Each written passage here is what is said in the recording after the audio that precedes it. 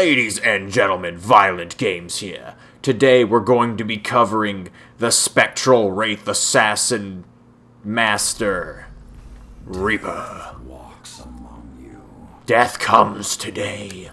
And I'm going to teach you how exactly death comes and where exactly he prefers to come and, you know, the spacing between how far he can come and shit. So first thing we need to cover right off the gate, right off the bat, as I always tend to say in every single video I've ever made. Let's cover the Hellfire Shotguns. They are hit scan weapons. They do 2 to 7 damage per pellet. Their fall-off range is 11 to 20 meters. That means your maximum damage range is 11 meters, and everything other than that is kind of fucking pointless, and I'll tell you why here in a second. The number of pellets per trigger pull are 20 pellets per shot. The rate of fire is 2 shots per second. So let's translate this into data that actually fucking matters. Your damage per second when it comes to body shots is actually 280 if you are landing all of your pellets. Now, this is a big given because most of the time when you're Reaper, and the reason a lot of people scratch their head at this damage profile is because, again, the bloom is... you're not going to usually fill up the entire spread of your shotgun with an enemy character. So let's just say this is 10 meters and this is like Tracer. Usually, even when you're centered on Tracer, half of your bloom is going to be off of her because of how thin she is. So you're going to be doing damage that looks more like this if you consistently hit with your shotguns at 10 meters. How to negate this and get your maximum DPS possible, I actually recommend instead of 5 meters or 10 meters, which is your maximum, or the furthest you can be away while doing your maximum shotgun damage, is to be within 5 meters or point blank. There is no reason you shouldn't be point blanking with Reaper and his shotguns, because it makes no sense why you wouldn't, because your damage per second is extremely high when you're doing this. Again, the damage per second is 280, and that's just body shots. Let's move up to damage per second with headshots. 560.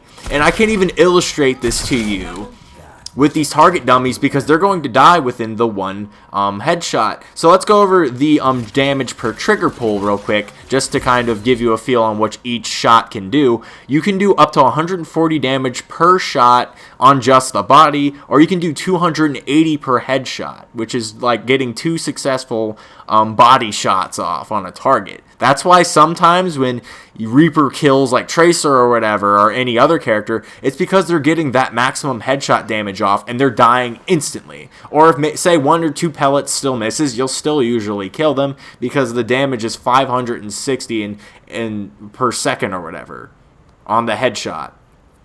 That is incredible fucking damage, guys. So let's just, before I completely summarize the Hellfire Shotguns and how you should use them, let's go ahead and move into the rest of the gimmicks behind the shotgun. So you have 8 rounds per your shotgun, so you have 4 in each gun.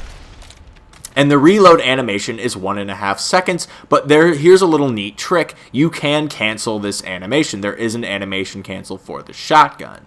And that is when you're reloading, right when you see in the bottom right-hand corner, the 6 turn to 8, or whatever ammo you have at the time turn to 8, you immediately do a quick melee to cancel the animation. So what this will look like is you see the rounds go to 8, or like right when you see the rounds go to 8, you go ahead and you hit melee, and that's a reload. It completely shortens the time to what feels like a third, it shortens the reload to a third or maybe even a half. I don't have accurate numbers on what that represents. But yeah, it's definitely there. It helps you just dump truck damage, and you even have an easy reload, so you can just continue to just fucking cause death. Like, I don't know if the developers intended for that to be in there, but it's extremely fucking useful information to know that he has an animation read cancel. Now, let's summarize the shotguns real quick and how I think you should use them if you don't even give a shit about the data to begin with. How you should use the shotguns is, with 9 times out of 10, just stay within 5 to point blank and just empty your fucking shotguns into their face as much as you possibly can, because headshot damage is ludicrous, and hell, you don't even really need to do that to do decent damage at all, but just being at point blank range and just doing that is almost efficient enough to where you don't even have to worry about headshot damage. It's just nice to just melt the fuck out of people. Now, there is one exception to this role, I feel, and that is Reinhardt. And the reason is because Reinhardt, you know, if you don't, like, catch him off guard and he starts swinging at the same time you start shooting, I feel like he can most of the time they drop on you and kill you, and you can't really get away from him in a lot of those instances. So what I recommend for Reinhardt is actually stay within your 10 meters, because your bloom is going to fill up Reinhardt because he is a very large character, and most of your pellets are going to enter him, and he won't. And if you're backpedaling, then you really don't have to worry about taking any damage from Reinhardt. You just have to make sure that you're ready for him to charge or throw out the R1. Those are the only really givens in that scenario. But for everyone else, usually you can just close the gap. And again, Roadhog being another exception to the rule, because if Roadhog does point blank shoot you in the face, you will die. I mean, that's just kind of basic knowledge. You also want to kind of get the drop on Roadhog as well. So those are my little advisements for the Hellfire Shotgun. I went over some stats with you. I hope you cannot hear that car screeching in my fucking apartment. That is really fucking annoying. But if you can't hear it, good for you. Let's move on to the next ability. Alright guys, sorry for the delay. That car would not stop just screeching, so I had to take a second to just reform myself. Like, literally, it was like 10 minutes of this guy's fucking broke-ass car just screeching outside my apartment. So now that that's over with, I want to cover Wraith Form. Now, Wraith Form, when you're using Wraith Form, you move at 7.1 meters per second. It lasts for 3 seconds long, and the cooldown is 8 seconds. So basically the way you want to use this is, the way I use it anyways, I use it to get out of combat or to avoid damage, to retreat and go and get health or something. Usually that's how I'll use Wraith Form. There is another way to use Wraith Form, and on a 1v1 scenario, especially with Soldier 76, it works very well for you. And I also do need to get into the passive to really explain why. So basically, you're trying to close the gap. You get up to Soldier or whatever. He starts hitting you with some damage, and you finish him off that way. And as you see, I got some health back. And the reason I got some health back was because of my passive called the Reaping. Now, Reaping, what it does is basically whenever an enemy goes ahead and dies, and the kill does not necessarily have to be made by Reaper, they drop a health globe that heals you for 50 points. Now, the only way you're going to get this orb is if you've taken the damage. So right here, I've taken the damage, and you have to be within 5 meters. Hold on, my orb's gone, damn it. So I got my orb because I'm within the 5 meter mark right here. So it's a pretty good passive, and it's one of the reasons why I completely recommend point blanking with Reaper as opposed to staying at his optimal range, which is 10 meters. So, let's fucking talk about something else. Alright, let's talk about Shadow Step. Shadow Step is a 35 meter teleport that you can get to any plane that you want as long as it's within 35 meters. So right here, I can go up to the second platform, or I can even extend it to the third as long as I'm within that meters. As you see, there's a little purple shit to kind of tell me where exactly it's going to take me. So you're going to use this primarily to get to vantage points and to get in the backlines of the enemy team. Because you are a flanking character, this is the ability you use to flank primarily. You're not going to want to use your L1 to try to flank because people will see you doing this. You're not invisible when you're using your L1. So you want to do this to kind of just get to a different side of the map where they're not expecting you to be, and then just drop down on them when they least expect it. This is pretty damn effective at what it does. Though, there is something you need to keep in mind. The duration is 2 seconds, and basically each second of this duration, or this casting duration of this ability, you are completely vulnerable to headshots, to enemy fire, and to everything else. While I'm doing this animation, someone could be shooting me right in the face during either of the parts of these animations. I actually believe it happens to me in one of my gameplay in King's Row, where another Reaper actually kills me because I'm up there and I teleported and he caught me during the animation. But basically, any semi-competent player is going to get enough damage off on you when you do this teleport to where you can kind of get punished for it.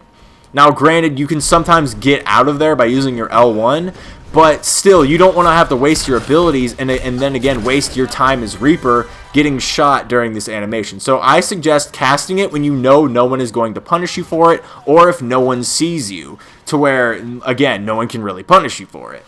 So that covers Shadow Step. Now, let's move into the final ability that Reaper has at his disposal, and it's probably one of the salient reasons Reaper is one of the greater, or not one of the greater characters in the game. I mean, that's very subjective. Let's just say he's one of the greatest, most accessible characters in the game, skill gap wise, performance wise, and damage wise.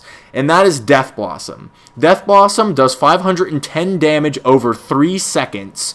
It has an area of effect of 8 meters, and the movement speed you have during it to kind of balance it from making it overpowered is 3 meters per second. Obviously, there's no headshot multipliers on that, and the charge required is 1,500, which translates, in my mind, to it has moderate charge. So you'll get it maybe 2 or 3 times around, but each time you get it, it is an extremely deadly ability, simply because it can be used easily and can wipe enemy teams. So, 2 ways you can approach Death Blossom, in my opinion. Just drop from the fucking ceiling and just rain death on people. This is completely viable, and the way you're going to want to get up to the ceiling is obviously use your teleport to kind of get up there. So you're going to use your little teleport to completely get up to the highest vantage point you can, jump down on the enemy team, and proceed to spin them to death. There is another way you can definitely utilize Death Blossom, but I find it a lot less effective, especially as the meta is kind of evolving and people are becoming better players, and that is to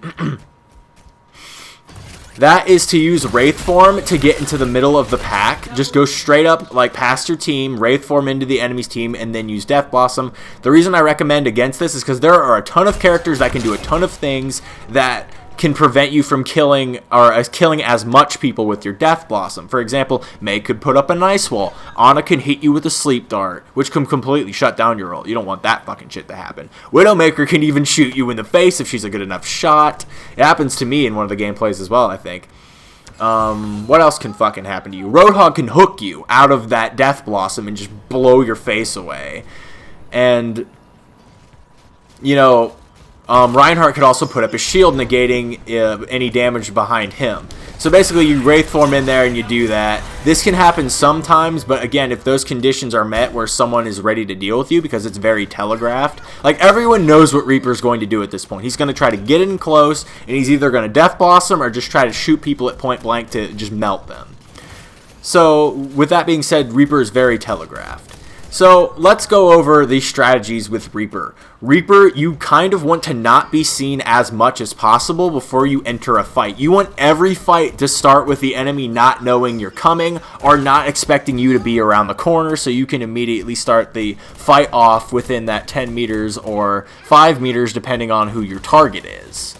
Generally, you're going to want to go for healers or 200 health characters just to get them killed, or you also want to be a backline harasser, attacking people like Symmetra and other snipers as Widowmaker and Hanzo, and even Ana Amari. Again, watch out for Sleep Dart, because if she hits you with that, you're fucked. She can alert her team or fall back into her team, and your life would feel silly if she hits you with that Sleep Dart. Just keep that in mind. So that's kind of how I recommend playing Reaper. You're going to want to use your R1 to get to a vantage point. You're going to go around the enemy lines, preferably not being seen, jump into a team fight where you're not expected, and then proceed to just fucking do point blank damage range. This is extremely easy to do because point blanking anyone in a video game is relatively easy. That's why his skill cap is so low, and I think even Blizzard agrees with me. They gave him a 1-star difficulty because they're like, this character is extremely accessible to newer players, but has some skill cap for higher players. You know, timing your evasives, getting to the right vantage point, understanding that you're not just going to kill everyone yourself. And Death Blossom being extremely useful. Go ahead and throw that in when you see a bunch of 200 health characters split up. When you're moving in Death Blossom, I recommend moving towards the healer, like Mercy, making sure that she dies over everyone else before you prioritize any other targets. Yada, yada, yada. I think that Reaper does not need that much explanation, guys. I'm not going to have too much of a complex discussion with you when it comes to talking about Reaper. Alright guys, that's about it for all of the things I can basically tell you as far as Reaper goes. We went over his damage, we went over his abilities, we went over how to use these abilities and strategies. Now we're going to move on to the gameplay segment where I discuss your counters, or who counters you. I'm going to be discussing who your ideal matchups are. So like, who do I think Reaper can absolutely fucking gank spank? I think you kind of already have a general idea, but I still want to go over it. And then I'm going to go into team compositions and a generalized review of the character. Basically, I do this review based on how useful I think Reaper is in most matches and scenarios. You know, if there are certain like lineups that don't really favor him that much, and how easy it is to play this character and how useful they are in general. Alright guys, hope to see you there. Alright ladies and gentlemen, welcome to the gameplay segment, where I talk about your ideal matchups, who you are weak against, and then get into a review, as well as talk about some team compositions and shit. Without further ado, I'd like to go over your ideal matchups, because this is a pretty fun list. I mean, you are a backline harasser, so basically this list is just going to be all the characters that are susceptible to backline harassment. That includes Lucio, Mercy, Hanzo, Widowmaker, Ana, but beware of the sleep dart, guys. You get caught by that sleep dart, your life's gonna suck. And Symmetra. All of these characters are very, very susceptible to Reaper. Also, I think I want to throw in Zenyatta. Actually, no, that's more of a neutral encounter. Let's forget that. Scratch that. So why Lucio? Because Lucio, if he's not using Amp It Up to get away from you, is actually fairly easy to kill because of the way your bloom is and the way your damage works. Because it encourages you to go right up to Lucio and shotgun him. But there's also the given that he could push you back as well, making him still irritating. But I think still what happens is you can do a pinching maneuver on Lucio to where if he's trying to run away from you, he's going to run into your teammates, and that's why I decided to put him on this list as an ideal matchup for you. Next up on the list, Mercy. Because Mercy like sometimes can't escape with her teammates, or if her teammates are too clumped up at the time, you're going to easily wipe out her health with no effort, again because on console the only issue really is aiming. With Reaper, aiming isn't really an issue on any medium because he's literally like a get in your face and shoot you in the face with a shotgun type of character. So killing Mercy is extremely easy with Reaper, especially if you come from above when no one is expecting you and wipe out their healer. Alright, the next person you counter, Hanzo. Again, this is pretty simple. You, as a flanker style of character, you're generally better at killing snipers than anyone else. So that's pretty much self-explanatory. Same thing for Widowmaker, though do beware of Widowmaker, as if she does catch you doing that teleport, she will shoot you in the face, and for some reason Widowmaker shooting Reaper in the face is one of the easier targets for her, so I do think you should definitely keep that in mind. But I would say 9 times out of 10 you're safe to just run in there and blow her face off. I mean, there's not a lot of things she can do aside from zip line away to get away from you. And now, Ana Amari, strictly based on whether or not she hits you with your sleep dart, she's an easy kill. Like, if you are at point blank range, if she misses her sleep dart, she has no other utility to really combat you other than to try to kill you with 3 well accurate placed shots and with that grenade. So Ana, like, every time like I've matched up with her, I usually win as Reaper. Like, I don't think I've been sleep darted once, actually.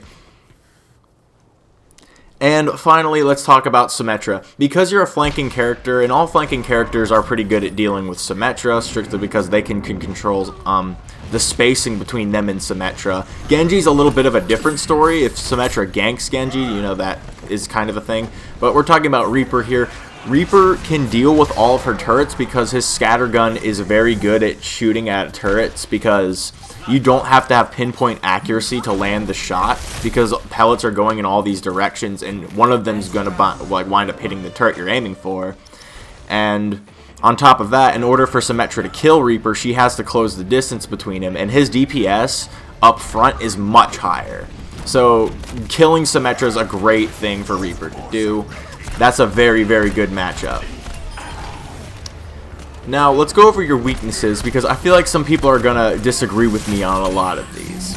But I think by far and large, I think Roadhog and Tracer are your weaknesses, and the reason I say this is because if Roadhog grapples you 9 times out of 10, you're fucked, and because if you try to 1v1 Roadhog, and if he realizes you're there and gets a shot off, like especially near your face, then you're going to lose all of your health immediately. So the hook and the fact that he's also a shotgunner with a huge health pool, that makes more of the difference. Like, he has more than twice of the health that Reaper has. And your other weakness, Tracer, because she can control spacing at any point in time during an engagement, and because she's hyper-mobile, you're not usually going to catch Tracer off guard unless she's fighting in a team fight or something and is refusing to blink for whatever reason. Yeah, you can kill her with one shot effectively to the face. Like, one headshot usually kills Tracer as Reaper, especially at point-blank range, but that is few and far between of what you usually see with a Tracer. And if she decides she wants to kill you, she has a very, very, like, an easy time doing so, because both of your ideal ranges are like 10 or 11 meters. So when you're both at 11 meters, the pulse pistol's grouping is actually more tight than the pellet spread on the shotgun. So it creates this scenario where your spread is like not really hitting her always all the time. Plus she can rewind during that fight, giving her even more health, whereas you're kind of limited in that same fight. Granted, you do have an escape, but Tracer can chase you down because she's fucking Tracer. She's extremely fast, so that's why I would call these characters weaknesses. Now let's talk about team compositions. Now I think that Reaper can work with any team composition, but 2 characters stick out in my mind as big compliments to Reaper. And yeah, you could argue for like, oh, Zenyatta uses Transcendence, that makes it safe for a Death Blossom. I get that, but I'm just talking about in general, like when you're in pubs and shit, like how that's going to go down. The 2 characters that I think best suit Reaper if they're playing with him properly are Lucio. One, because if Lucio doesn't just heal but uses Amp It Up when you want to get close to someone, you can just close a gap on a character immediately and just start dishing massive amounts of damage that they're not expecting. But granted, you have to be ready to, you know, take advantage of the speed boosts and such. So Reaper with speed boost is pretty great, though most Lucios don't tend to use that. And the other character you get, if you find them, or if you can find them in a pub, to be honest, because a lot of people aren't playing her completely yet, but they haven't realized how awesome she is Ana Amari. Ana Amari is great for Reaper because you're getting like that high heals per second, and Nano Boost turns Reaper into a fucking murder machine.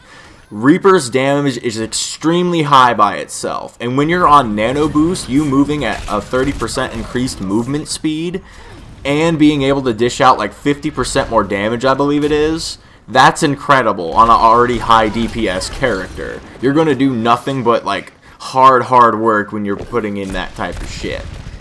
I cannot fucking tell you how crazy it is. Like, I play Ana all the time. I almost exclusively use Nano Boost on Reaper because of how effective he is. And if he uses his ult, that increased damage usually wipes through a team and might even break a Reinhardt's shield and do more damage to him as well. And with the increased movement speed while you're using Death Blossom, you have a little more maneuverability while you're actually casting it.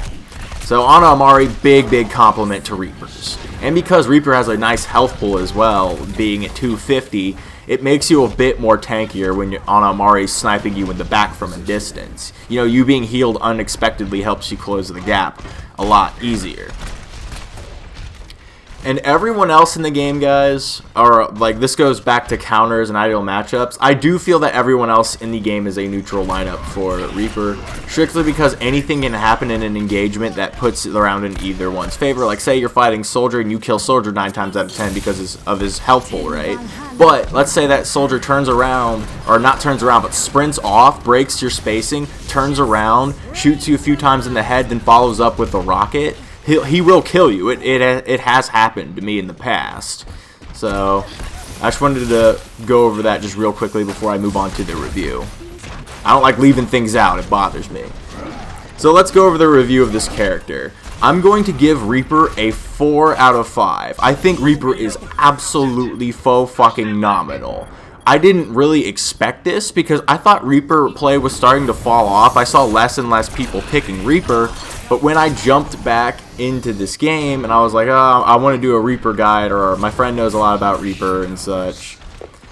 Oh, and speaking of which, at some point during this gameplay, I will be using some of my friend's footage. You'll know when he's using the purple Nevermore skin, and I'll be using the Plague Doctor skin. That's how you'll tell the difference. Thank you, Taylor, for getting me that Death Blossom gameplay.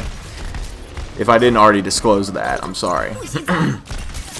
So again, 4 out of 5, strictly because he's extremely easy to use, he's extremely effective, and if you were wanting to pick up a backline hero, guys, and you hate the skill cap of Tracer and Genji, this is your guy. He's absolutely phenomenal, he's extremely easy to use, his ultimate is extremely effective and can wipe teams. Like, there's just, I have nothing but good things to say about Reaper. He's an absolutely phenomenal character, and it actually kind of took me by surprise when I was playing him. Because, like I said, I thought that, you know, there was something happening to Reaper that was making him fall off, but no, he has animation cancels, he has an extremely easy to use kit, he has a multiplier that can cause you to one-shot, like, a large portion of characters in the game. If you get off that headshot, they're just gonna die. Like, it's crazy. Like, you cannot, like, deny the effectiveness of Reaper in these games. I think that's all I really have to say on the subject. I think I've covered pretty much everything I would want to cover as far as Reaper goes. I have a little bit of gameplay left, so I'm gonna start post-commentary now, just kind of talk about shit, like kind of my general thoughts, just so you're not sitting here. But yes, the information segment is over. If you've learned all you wanted to learn, this would be the time to click away. But for the rest of the video, I'm just going to kind of ramble on what's been pissing me off in Overwatch lately, and why you guys are actually kind of receiving this guide a little bit late. The reason you guys are receiving this guide late is because they removed competitive play from the game. Preparing for Season 2, no doubt, but why would they remove the competitive game mode? Because they already set up this thing where they segregated the community, and they're like, okay, if people want to goof around, here's quick play, and if people want to try to actually win games and have like MLG kind of, or what am I trying to say? Have a competitive atmosphere, then they could go to competitive, right?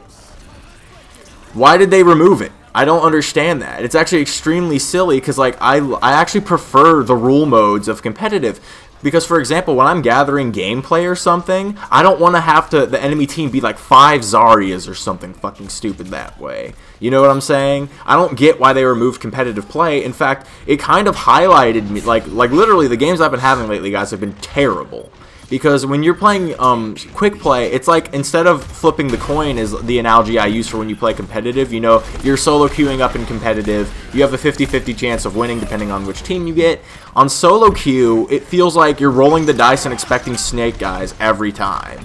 It's just so odd because, again, of troll compositions, of maybe more than one hero existing, I feel like that makes the gameplay slightly invalid and doesn't reflect an actual competitive match to me. It's wild. Like, I don't know why they did that. I seriously have no idea. Like, you ended Season 1 before Season 1 should have been over. You know how the seasons work? Like, at the end of September, there's fucking October. Like, that's how seasons work in my mind anyways. It's not like, oh, we have October, and then nothing happens, and then fucking, like, the next fucking November comes, and... Why, Blizzard? Why did you remove my competitive play? I loved it so much. The rule sets made so much more sense. It made the game that much more awesome for me because I got to see a variety of characters on the field rather than like 4 or 5 of one. Or the teams were like composed of like people of like such varying skill gaps that the team feels so cattywampus at times. Like, weird-ass plays are being made that are, like, would never happen in, like, an actual competitive environment. It's crazy. But anyways, those are my thoughts as of late. I really don't have a problem much else with the Overwatches. It's just that I don't get why they got rid of my competitive play because that was fucking awesome. Anyways, I still got a few minutes left, so what should I fucking show you? Oh yeah, guys, my sub count has gone up kind of drastically, and I wanted to thank you guys for just being awesome. I guess I could definitely kind of go into that just a little bit, but essentially, like, I don't remember when it was. It was literally like 3 or 4 days ago. Like, the views on the Toxic Player video that I did just went up astronomically, and I had all these new comments and like all these new like subs and stuff, and I was just really excited by that. It shows me that you guys actually want to have this platform on Overwatch be a positive one. Like, the experience that the people have in Overwatch should be a very positive experience, which makes me excited. It shows me there's a lot of promise in this community, actually, so I just feel good right now, guys. Also, I've been effing with text editors, if you didn't know. I'm enjoying that. I like to improve my content, and I like to communicate with my audience, if you will, about how to do so. But please, please, please, guys, like, since I'm starting to get a larger pool of audience, there are some people who are starting to just say things, like, they'll criticize a point, and a lot of times they'll actually be valid, but they present it in a way that is very bumptious and rude. I mean, if you give me criticism, make sure that it's within good taste so I can actually attempt to take it seriously, because you kind of do a disservice to your own opinion, which I find very valid, when you're like, oh, your channel sucks because you said so a bunch of times, or you just say something salty without really empathizing, or not empathizing, without elaborating why you said it. Like, if you say, Ana sucks or something like that. Don't just say Ana sucks. Please elaborate on why Ana sucks. Maybe is it because they can't shoot on like console or whatever. You know, things like that. So when you're giving me feedback, please keep that into account. You can say whatever you want at the end of the day. It's just that whether or not I'm going to pay attention to it might, you know, lean on that one.